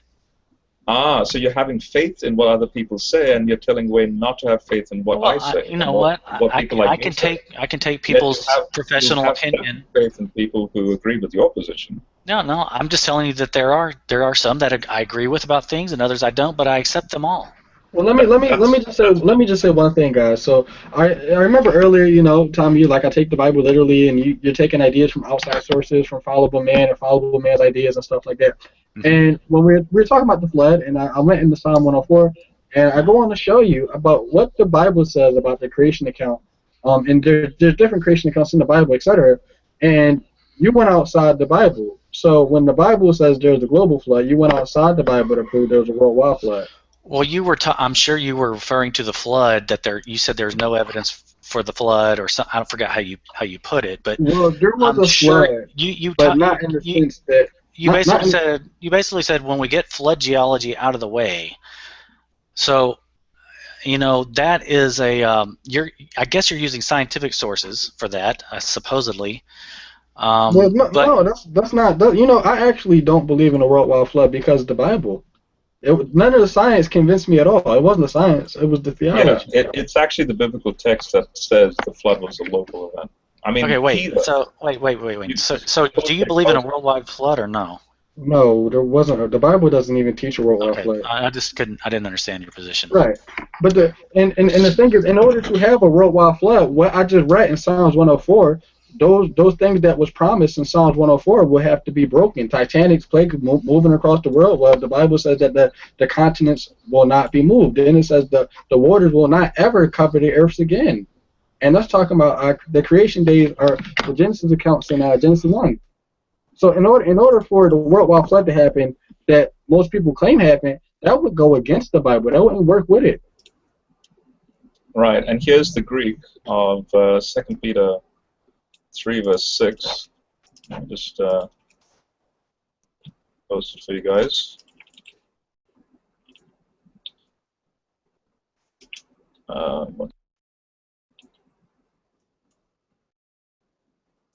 Okay, there it is. Can I just say something about Psalms 4 real quick? All right, go ahead. I'd like to read. Let's just start at number 1. It says, "Praise the Lord, my soul. Lord my God, you are very great. You are clothed with splendor and majesty. The Lord wraps himself in light as with a garment. He stretches out the heavens like a tent and lays the beams of his upper chambers on their waters. He makes the clouds his chariot and rides on the wings of the wind. He makes winds his messengers, flames of fire his servants. He sets the earth on its foundations. It can never be moved. You cover it with the watery depths as with a garment. The waters stood above the mountains. But at your rebuke the waters fled. At the sound of your thunder they took flight. They flowed over the mountains. They went down into the valleys to the place you assigned them. Yet you set a boundary they cannot cross. They will never again cover the earth." So wait a second. So where are you getting this that he's talking about Genesis? And first and second of all, leading up to this 1 through 5, it's very poetic. I mean, did he have flames? I mean, sorry, did the clouds, it says he makes the clouds his chariot and rides on wings of the wind. This is very poetic dialogue. Well, But don't take Psalms 104. You can even go to Proverbs 8 and Job 38. It says the same thing repeatedly. but wait a second. Why are you using this for something that's referring to Genesis? What is that? You just said Psalms wasn't talking about Genesis because it's poetic. I said, okay, let's take Psalms out the picture. Let's look at Job 38. And you said, no, let's not look at Job. So are you going to take the Bible's word, or are you going to take... Wait a second. Hang on, go back. You said this did not have anything to do with the flood, that this was talking about the waters in the beginning that God separated. So where are you getting that? That word primeval, it means first. Right, primeval. Right, primeval. It means first. So it was talking about Genesis in the beginning, first. And not just that. Where does it say that? Well, hang on a second. It's not just that. The structure of the psalm is actually after the Egyptian creation hymn of Aten. So here we have not only the way the psalm is structured in regards to the days of creation, it's also structured after the pattern of the Egyptian hymn of Aten, and therefore this psalm is not even speaking of the flood. It's speaking of the creative acts of God. So like, and the setting the earth on its foundations, it can never be moved. How does that? How are you getting that the continents cannot move? I mean, the foundations don't necessarily mean continents. That's to do with day 2. Okay, all right. You know what? I admit up front, I'm not all that good with this stuff, and so I didn't know we were going to be debating this. I don't really get into. I'm not real good at. This is stuff that atheists usually bring up, quite honestly, and I try to avoid these sort of debates because I'm not all that. I'm not all that informed. I'm an atheist. Okay, no, I'm not saying you are. I'm just saying atheists bring these up a lot, and I try to avoid them because honestly, I can look at it individually as you bring it up and kind of give you my opinion, but this would take a little bit of looking into, and Okay, look. I'm not See really this into it. word that I'm sharing? I'm currently I'm not really into picking the Bible apart and trying to. I'm not picking it apart. Look, I've word searched aton him. Look how many times this aton appears. It appears 57 times in these psalm commentaries on the left side of the screen. Notice that the author here in verse 2, wrapping himself in light, is speaking about Shamash, the sun god, and that the fact is that the Egyptian aton him, which they've photographed over here, depicts the same thing. So what's the point of the psalm? The psalm is Shamash is not the one who wraps himself in light. Yahweh is the one who wraps himself in light. Then you have the stretching out of the heavens like a tent. You don't see this in the flood account. This is, again, depicting the creation of Genesis 1:1. Then if you go down... I'm not following that logic either. How that can necessarily point to Genesis 1. The Rakia, remember? The waters above and below the firmament. So he stretches out the skies. Move back up, I can't read it. Okay, so I'm going to go back up to stretching out the heavens like a tent. Here you go. So with one half he creates heaven, stretching out her hide as a roof. Oh, by the way, this is speaking about Tiamat, the god. See, notice the waters of chaos. So that's the Tehom, the depths of the dark oceans. But see, similar word to expanse in Genesis 1:6-8. He assigns the heavens as a sanctuary for the great gods and heavenly bodies. So this verse 2 in this psalm, that you are wrapped in light like a garment, stretching out the sky like a curtain. Well, in Genesis 1 verse, let me just zoom in for you. Here you go, verse 7, or verse 6. Let there be a rakia, canopy between bodies of water. So God made the rakia. This stretching of a tent is seen in Psalm 104 verse 2. And let me just quickly show you. So how does that tent cover the mountains? Doesn't make any sense. What? Well, we read that in Psalms that it.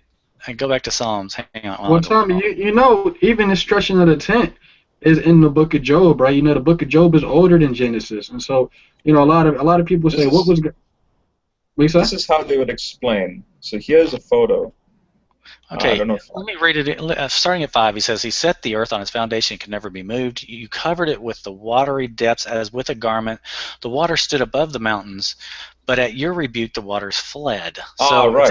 If this was a some sort of a canopy, the waters wouldn't flow. You have, 1 second. Notice verse 2. When the earth was as yet tohu vabohu, unformed and desolate, with the surface of the ocean depths shrouded in darkness. Notice you have the entire planet that, as the psalm says, it's a water world. Therefore, the dry ground, the land, the mountains that will then be formed only appear once in verse 10. So God called the dry ground land, and he called the water that had come together oceans, and God saw how good it was. So let the water beneath the sky come together into one area, let dry ground appear. So this is depicting, once it was a water world, now dry ground is appearing. Therefore, the term mountains, which is har in Hebrew, they would obviously be under this ocean of water. And it's not mountain in the sense of like the Himalaya mountains. Har basically means it can be like a elevated plane, so to speak. So here's also this scholar. He basically structures the psalm. Again, he speaks of. See, notice the poetic version of creation is complementary to the prosaic being the song of Genesis 1. Von Rad likens the teaching of creation to an ancient Near Eastern literary form. And then he structures Psalm 104, like the first 4 verses depicting his royal splendor. Verses 5 to 9, the material formation of the earth. Verses 10 to 18, the glory of the animal creation. Then the regularity in the created world. And then notice, see, you go A, B, C, D, and then it goes backwards again, because that's how Psalms are structured. It's an acrostic. So this is a creation psalm. It's not ever to do with the flood, ever. Okay, so I'll just, for the sake of argument, okay, so just for the sake of argument, let's just say it is about the creation, which I don't know enough about this to get into it or debate it.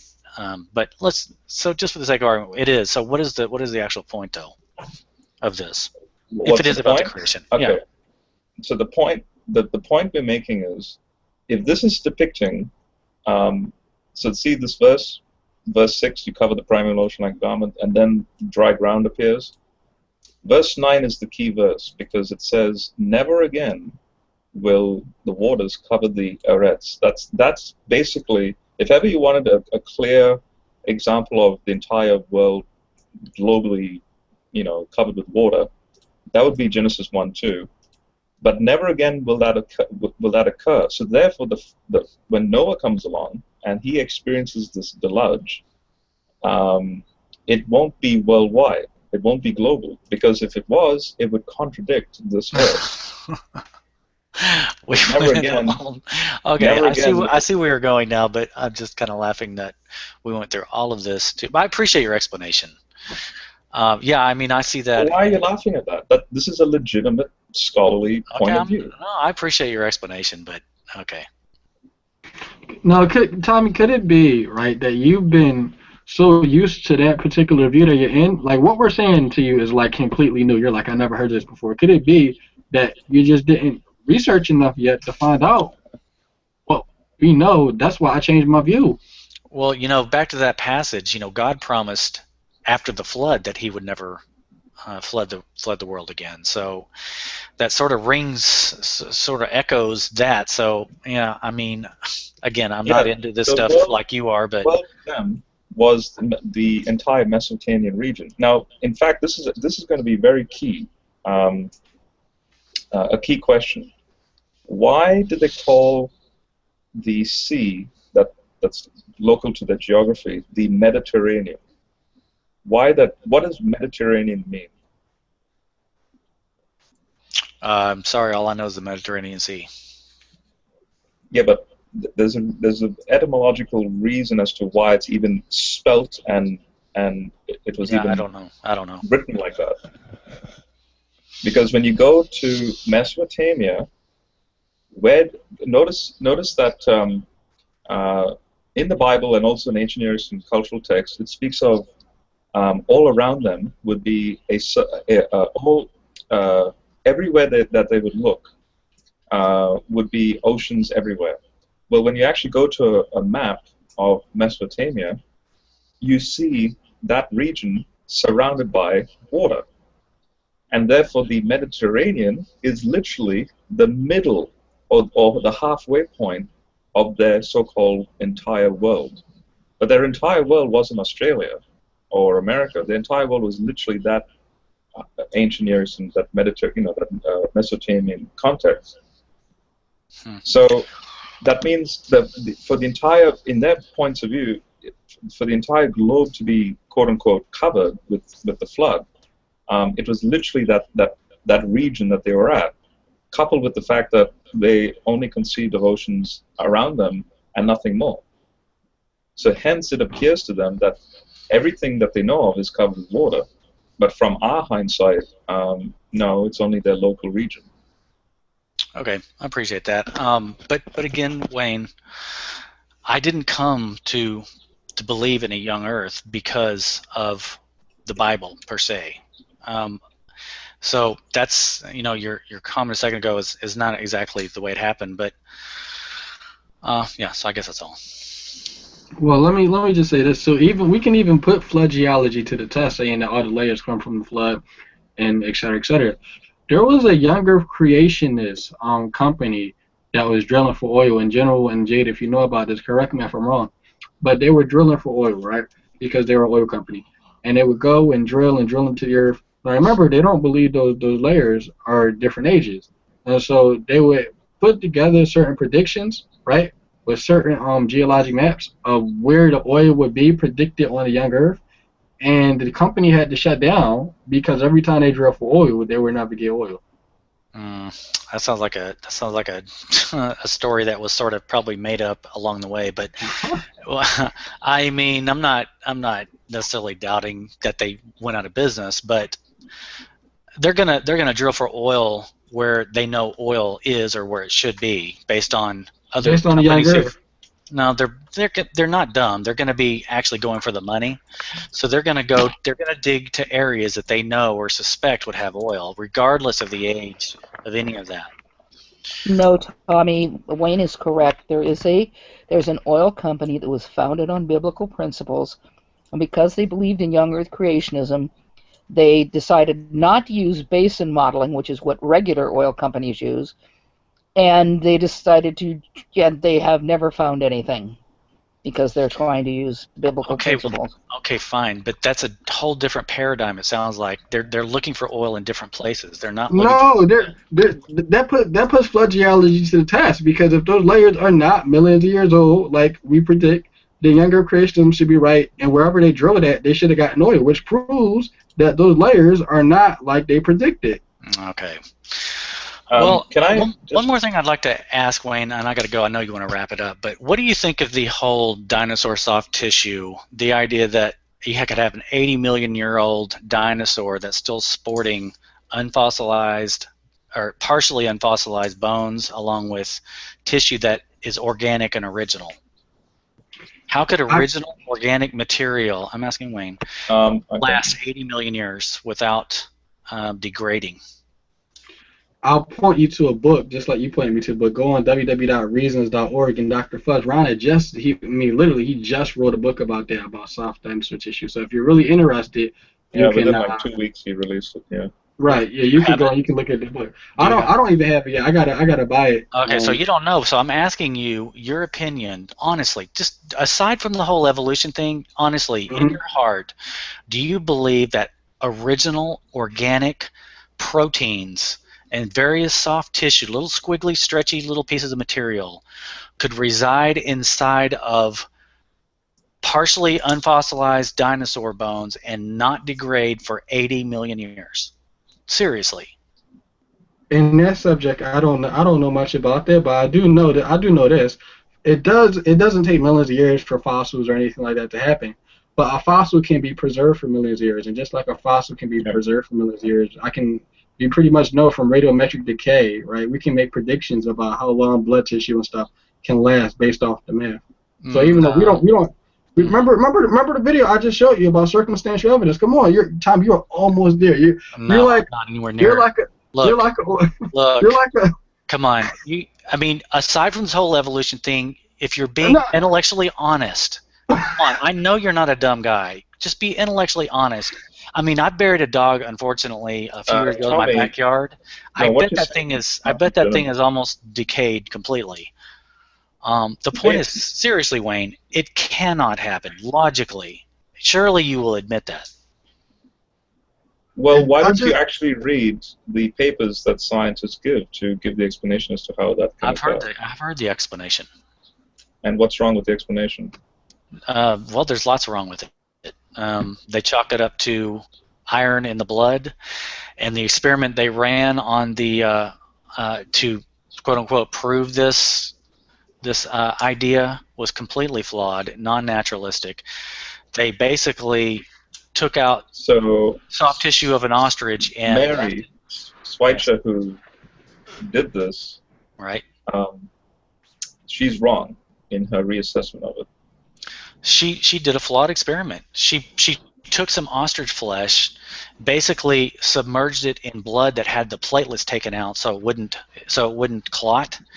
She left it in an air-conditioned lab for 2 years. They did a lot of stuff. They put it in a centrifuge and they took out a lot of different things but that's in the interesting. blood. She used an ostrich because hang on, just you're not listening. She left it in this lab for 2 years. And then, because it hadn't degraded, or it degraded less than some control samples, she concluded that it could last 80 million years. If she had been honest and put on a real experiment, she would have put that flesh in the ground, and just like a normal burial, it would be subject to all kinds of critters and bacteria and fungus and things that would help it degrade, rainwater, temperature fluctuations. She did none of that. And not only that, but blood does not enter bone and make contact with such material on the inside. So her whole thing was flawed. And, have you done any experimentation on that? No, but I've listened to a guy who is a paleontologist and knows all about it. Tommy, where does blood come from? Blood? God? No, where does blood come from? Where are blood cells created? Where do they come from? In the human body. What in the human body creates blood cells? Well, that's a good question. I don't know how blood cells. I don't know. Bone marrow. Blood Okay. doesn't get into the bone. Blood comes out of the bone. Okay. Well, watch his video. What's his name? I'll think of it in a second. Mark. Oh, is that idiot that found the Triceratops bone? He's not an idiot. Armitage. Yeah, I know all about Armitage. No, Armitage. he's a liar, and I'm not remotely interested in watching anything. What did he lie about? What's his biggest lie?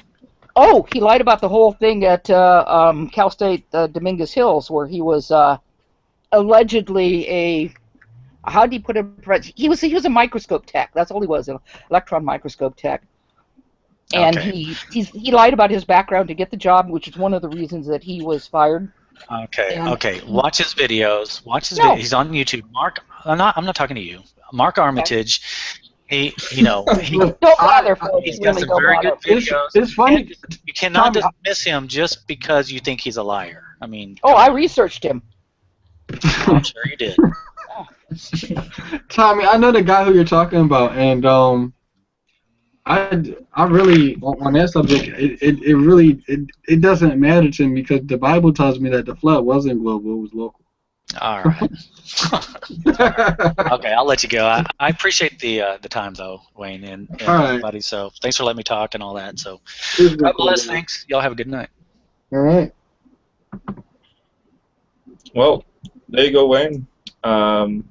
Cognitive bias at its purest form.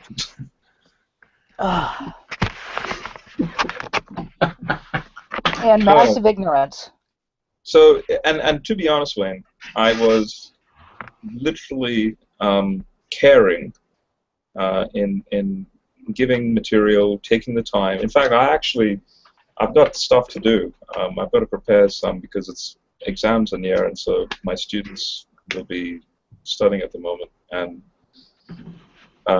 no, I actually took the time to basically show him some stuff that obviously he's never looked into. And even on top of that, he's like, no, I don't care about it. I only read the English version of the Bible, the plain reading of the text, and well, there you go. And he picks and chooses who and what he wants to listen to. So, for example, that paleontologist that Jade knows about, it agrees with his cognitive bias, and therefore he can only listen to that. And he's not a paleontologist. Yeah. He's an electron microscope technician. I mean, you can look him up. Don't go by me. Wait, is he Look him a up. young Earth creationist? Yes, Mhm, and that's yep. partly why he got Is fired. he Got fired. like a fat, stocky guy? Yep. Yeah. Yep. That's Yeah. right, and he got sued, didn't he? No, he sued them. Oh, no, But it's that's not- right, yeah. But there were two reasons he was fired. First of all, he was brought to the attention of the people in the department because he was a electron microscope technician, and apparently he was very, very good at that. I'm not knocking him for that. He's very, very good at that job. But it continued to tell the students about young Earth creationism. He was supposed to show them how to use an electron microscope and assist them with the electron microscope. It was the students who complained. The students Right. complained that they didn't want to listen to this guy talk about young Earth creationism. And when they looked into him, they found out he lied about part of his, his background and his abilities. And that's a really good way to get fired. So it was a combination of both of those that got him fired. He is trying to claim that he got fired for religious reasons.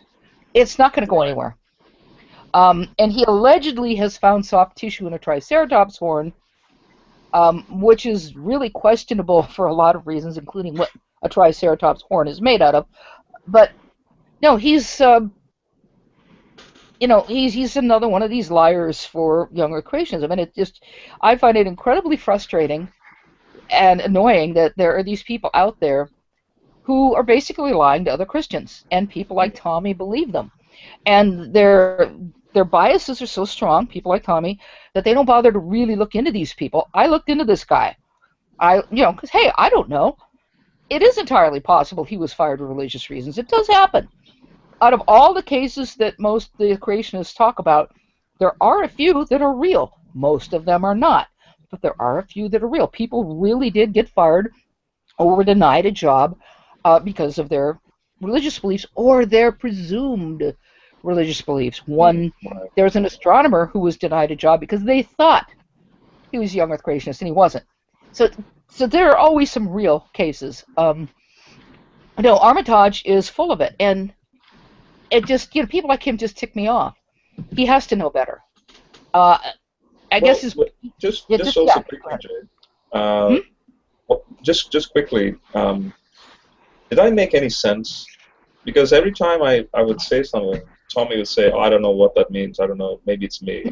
I don't understand." No, you made sense, but like I said before, it's just that a lot of younger creationists, they stay younger creationists because they don't do the hard research and digging and expanding on their knowledge, and so they stay in the basic American version of what they think is Genesis. So what I was presenting, especially all that really heavy, in-depth, especially the thing with like Shamara, that was really good. Would that go way over his head then? It would. Yeah, let's put it this: it would go way over his head because he has no intention of paying any attention to it.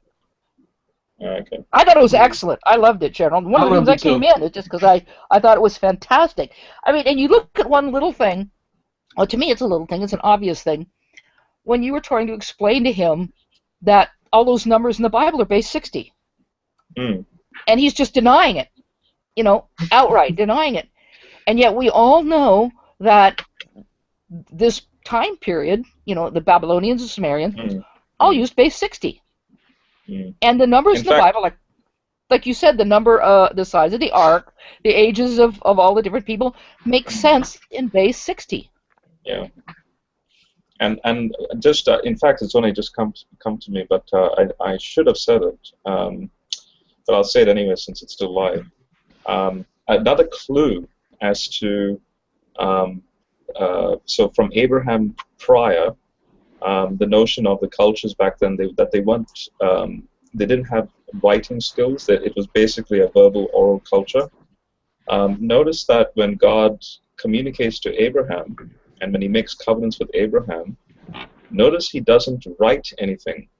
He only does it through oral, verbal communication and with signs, or say like, dividing the animals in pieces, and then He makes the covenant. But only later on, when writing became the norm, like for example with Moses, then there's written covenants.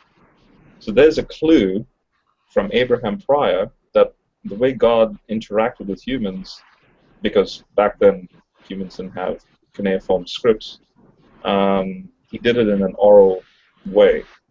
And so there's an example of the base 60 number system, which would have coincided with that, method, and hence, their understandings and all that. So. Right, yeah. And it's doubtful that the people who translated the King James version of the Bible were even aware of the base 60 number system. Exactly. Remember, and in fact, because only in the 18th and 19th centuries was there an explosion in ancient Near Eastern studies.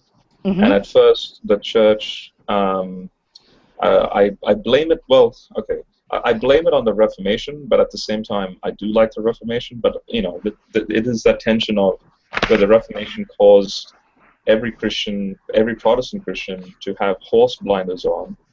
And when archaeologists and paleontologists, when they find this stuff in the Middle East, they started noticing the parallels between these texts and the Bible, and they started fearing, I guess maybe like Tommy tonight, they started fearing that, like, look, I thought the Bible was the only unique document describing these things, but there's also other documents.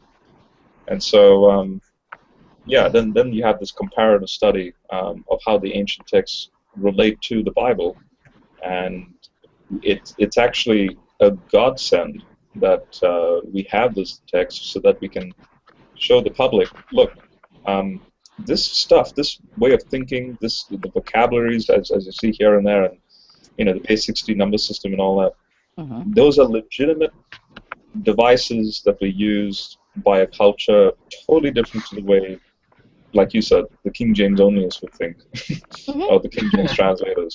Yeah. Yeah. Yeah, you had a small group of men in England who had a limited array of text to work from.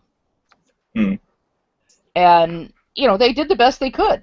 But there are also parts of the King James Bible that were, well, I'm trying to think of the right way to put this. Basically, they were tweaked a little bit to fit in with the, with aristocracy, to confirm that the king should be the head of the nation and everyone should give deference to the king. And I forget exactly how it works, the exact language, but there was some tweak. But of course, these people are going to be translating it according to their culture, because that's what people do. And we can't blame past translations of the Bible on, we know there are inaccuracies. People wrote out of their own culture. People wrote with the knowledge that they had and the relevant texts that they had. And, we think of Europe, of being a very, small place today. But you go back into history, and it took a very long time for things to get from one place to another. I remember reading about the Inquisition, for example. It took place in Spain. And the Pope in Rome, or I'm not sure if it was the Pope or some of the cardinals, but they were trying to send messages to Spain to find out what was going on. The problem is the only way they could send messages was overland, because the King and Queen of Spain, the Spanish Armada, basically had the seas locked up, and they didn't want certain information to get through. They controlled everything. So they would try to send things overland by horse. The problem is the hills there, the Pyrenees, were filled with bandits. Very poor, starving bandits, and they'd kill the messengers, they'd eat the horses. So, I mean, to us that seems like, but Spain and Rome aren't that far away, But back then it was not just far away in terms of miles when you're going by horseback or by foot, but when you throw in bandits who are going to kill you for your horse, it was a whole different situation. And so when you go back in history and you look at Europe as all these little nations and nation states, and even when you get into Germany, these different cities and well, what I would think of as a county, small little cantons, and things like that. And you didn't have the free flow of information you have today. I mean, do you see this photo? Like, this is what I was getting at to Tommy, that the people lived only over here, right? Where my mouse is going. They only lived here. So notice in each direction there's water. Right. So to them, they're like, the entire world, there's only one landmass, which is over here, and the rest of the world is an ocean. And that's why in Genesis, just to quickly share it again, it speaks about the only one landmass appearing and water to be collected into one place. And so that correlates with this imagery that we see here on the map. So, but I noticed that Tommy was like, "Oh, this is very interesting," but thanks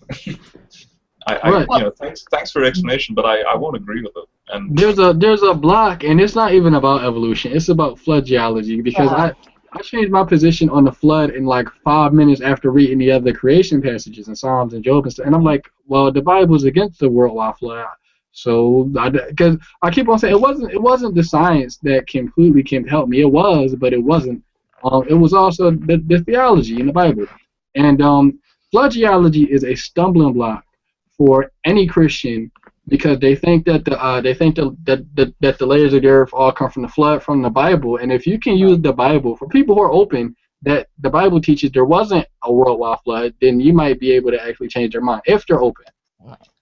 And you have to remember that the reason that is the cradle of civilization is because of the very, very fertile soil.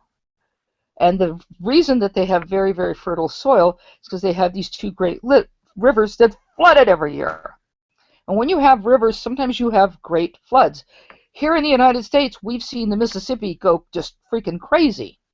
And up north of me, we had the Russian River, and it's had some. It's not anywhere near as big as, say, the Mississippi, but it's had really super major floods. And I'm sure you guys have probably seen news reports in the past where there's some flood and you see a house floating down the river.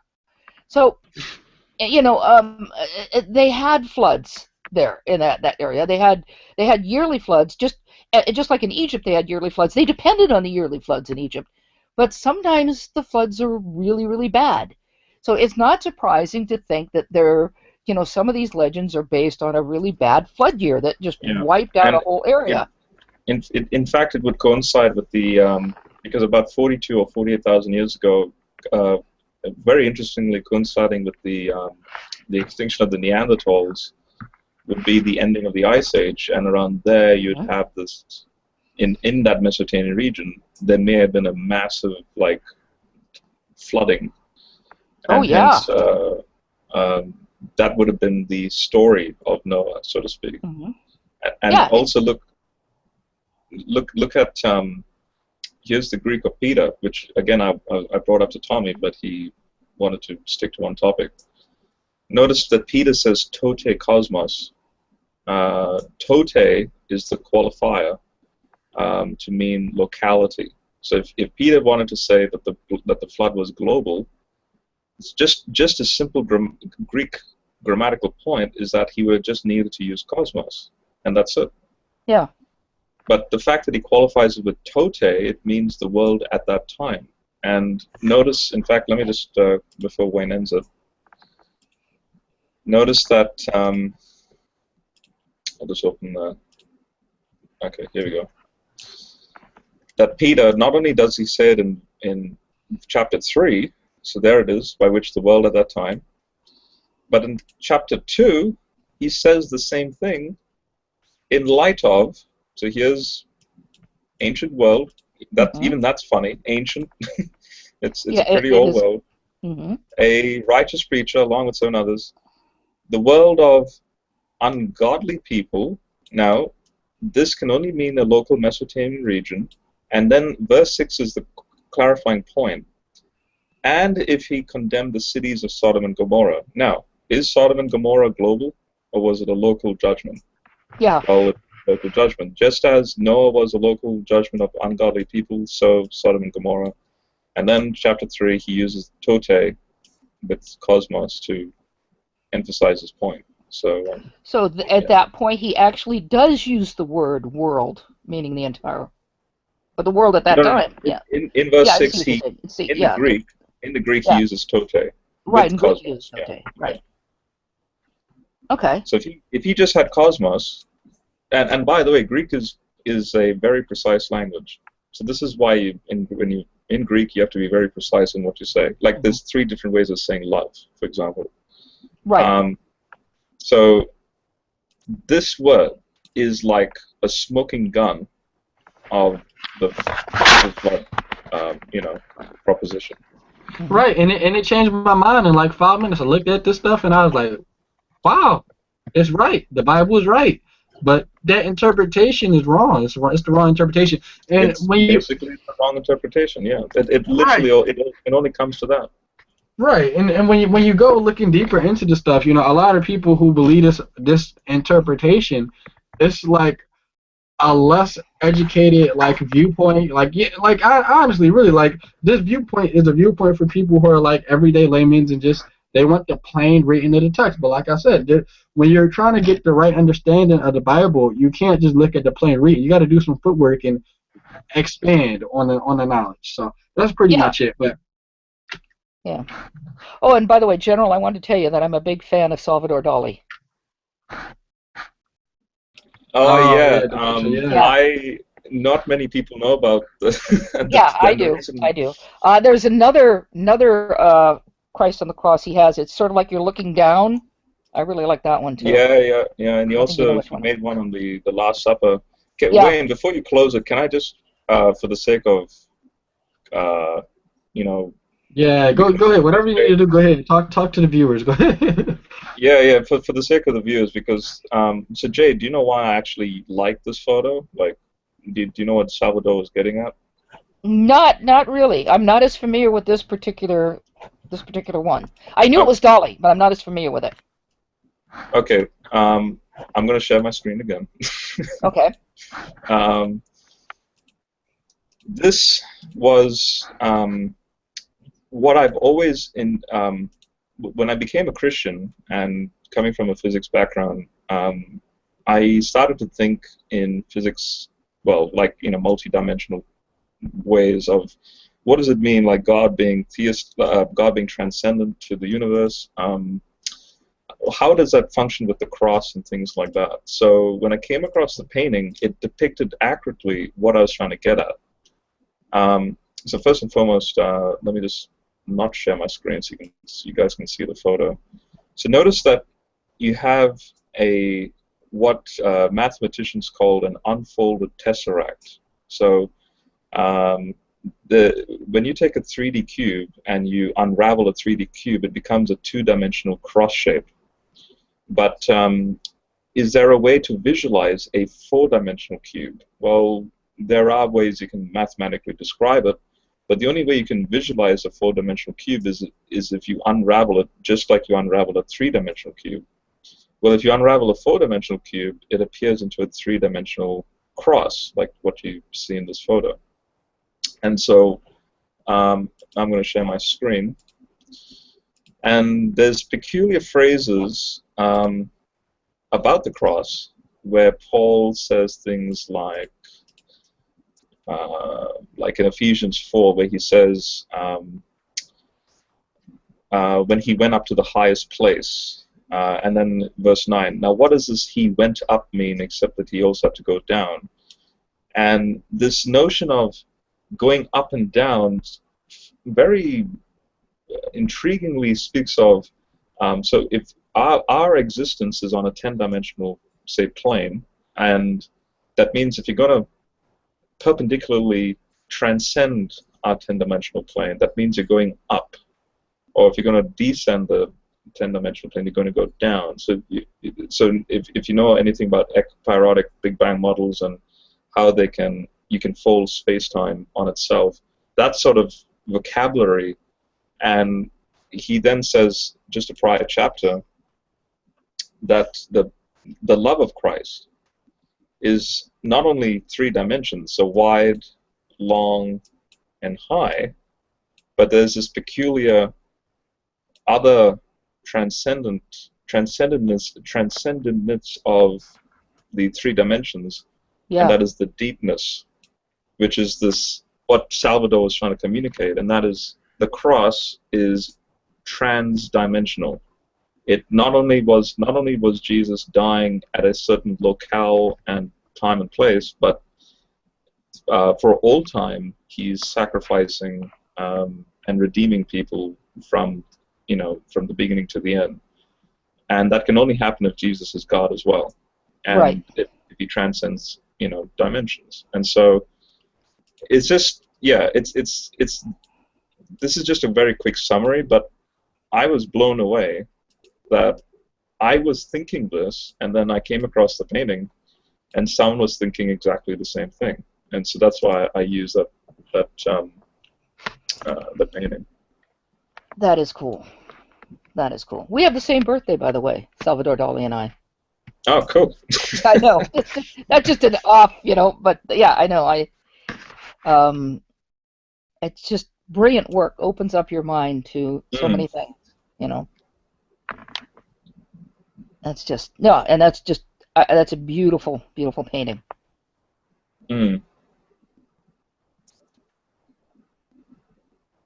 It is amazing. So. I can't think of any words that mean beauty in Hebrew because I don't speak Hebrew. Wait, Wayne, I can't hear you, I think. Yeah. You hear me? No? Yeah. Hold on. Put my earphones back in. All right. You guys can hear me now? Yep. I'm going to head off after this. Yep, I'm about to close it down, shut it down for tonight. We have some viewers, some consistent viewers at that all night. Hope they learned a lot, and whether they think I'm a heretic or whether they think I'm a good teacher or whatever, it really doesn't matter to me because I've done the research, and they just need to do the research. And as you guys can see, Tommy Hall, he's like one of the biggest proponents in the ID great debate community, and there's obviously some things that he hasn't taken into consideration. I think because of his strong bias, and if he lets go of his strong bias, and he believes what the Bible tells him, wink, wink, he would come to the same interpretation I came. So that's it. It's a wrap.